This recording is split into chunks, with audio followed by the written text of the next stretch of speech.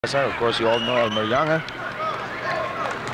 team manager of Sunkist. At ang ating magiting na kaibigan si Bert Navarro of Ginebra San Miguel, who is the Chief Operating Officer of La Peña, must be smiling from ear to ear at the success of his team. Okay. Congratulations.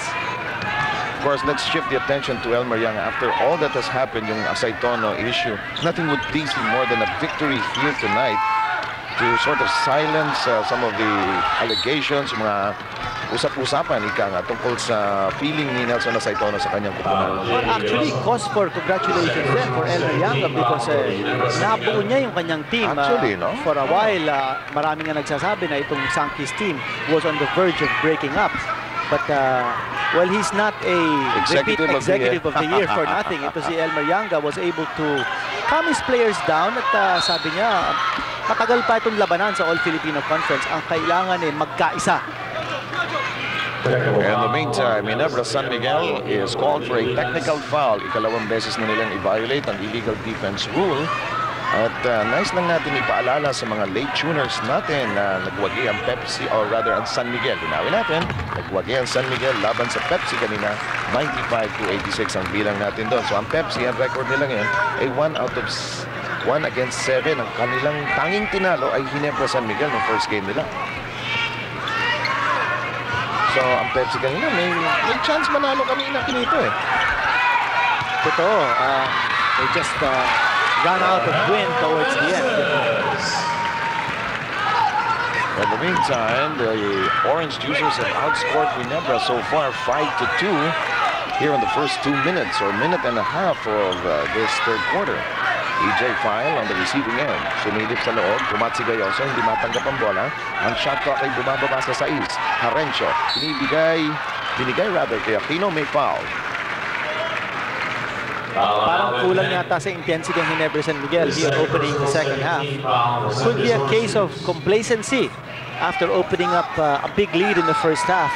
Mukha yatang natamblay ngayon ng hamada ng Ginebra San Miguel, but not after that big 3-point shot of Pido Harencio. Si Pido is playing so relaxed this season, ano? Kasi si Val David is there at the point. Yes. Alam mo, good point, partner. No? Alam niya siguro that he is not the first option any longer in offense, and that eases the pressure from his shoulders. As he goes to this second attempt from 3-point distance, air ball, however. 2 minutes going by.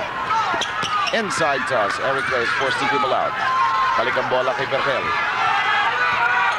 Again, they're spreading the floor. Ito yung pinag-usapan natin. They want to give an opportunity for Vergel to operate inside. Yun! Nawala si Eric sa loob. Good feed by Vergel Meneses, making the count 51-39. Triple team on Noli.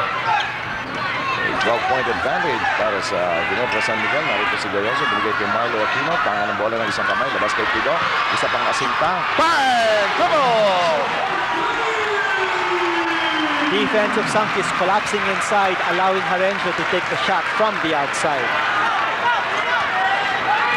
Nakatatlo na si Pido, ha? From 3-point distance. Alam mo, it really boosts the confidence of your outside shooters if you know that File and Aquino are down low for the possible offensive rebound.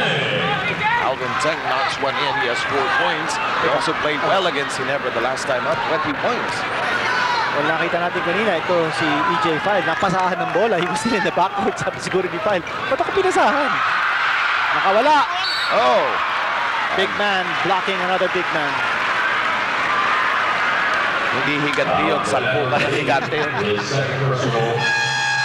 2-6-9 players. And Sonny Jaworski. T-shirt na, ano? Sa Museo. You throw one t-shirt, talagang magkakaroon ng vaccine. Sa labas ba naman kanina, kahaba ng pila, eh? Grabe ang mga pila rito.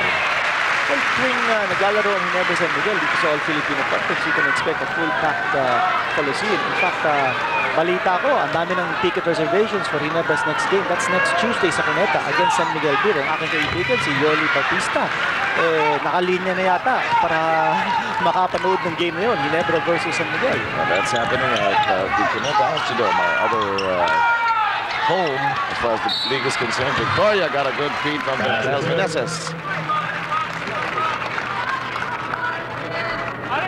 Noli Locsin is second personal. And Locsin is charged with a foul. Let's give you the count. Ginebra San Miguel, 55. Sunkist with 43. Ang nalalabing oras mga kababayan ay 8 minutes and 38 seconds.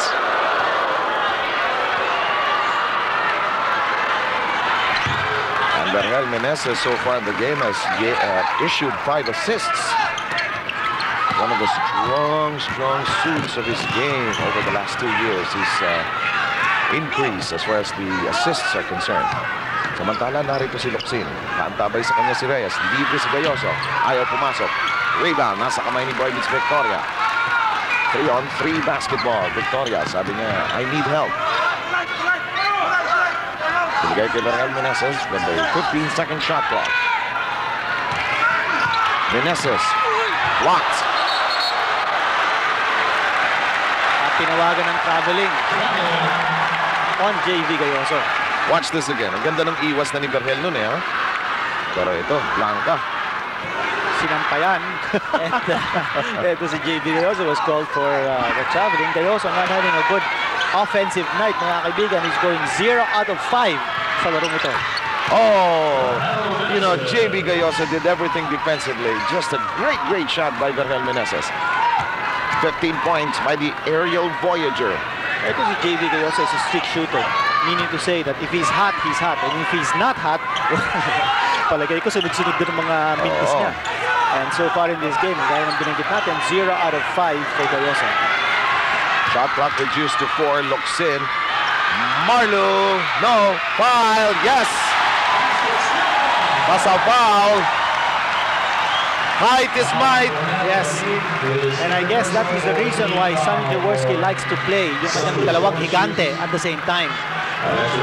In that particular situation, Marlo Aquino drew the defense towards him. Eto si Bonel Balingit, and when he missed, yun naman sa kabila nakakuha ng bola. And by the time File laid it in, hindi na naka-position sa depensa ito si Bonel Balingit. Who ended up committing his third personal foul of Ginebra.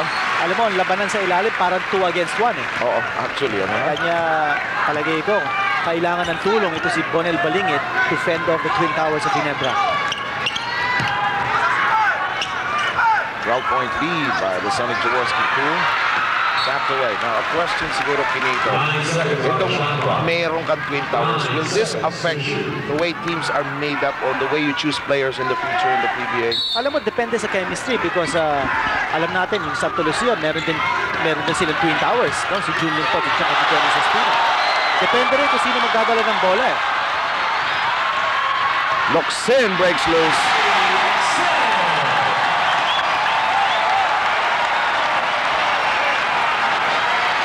Iba na yung tangke, no ha? Parang steamroller na. Ito si Noli Locsin. 14 points by Noli Locsin. As we mentioned, Locsin had 26 points against this very same team when they last met last March 2. Patman, nagiging predictable na naman yung opensa ng Sunkist. They're looking for Berhel Meneses. He's had to get the ball even from way outside. Boybits rather trying to make things happen. Tank could have traveled there, but he gets the bucket. Lucky break for Sunkist. But that's the mark of a mature team, if you can take advantage of lapses by the opposition. Locsin drawing the double. Time down to 6:17. Arencio nag-ooperate sa labas. Locsin, hinihingi ni Aquino sa loob. Foul si Tang. Yan ay team foul number 5 for Sunkist. Tang with his third personal foul. Lalabas si Reyes. Balik si Nelson Asaitono. This is a key substitution. Eric Reyes really wasn't able to show his defensive skills in this game against Noli Locsin. Hampered talaga ng foul sa naman. Samantala, long shot. Won't work. Hits the back iron. There comes Boybits. Berhel Meneses. Toss to Nelson. It was clipped in the air.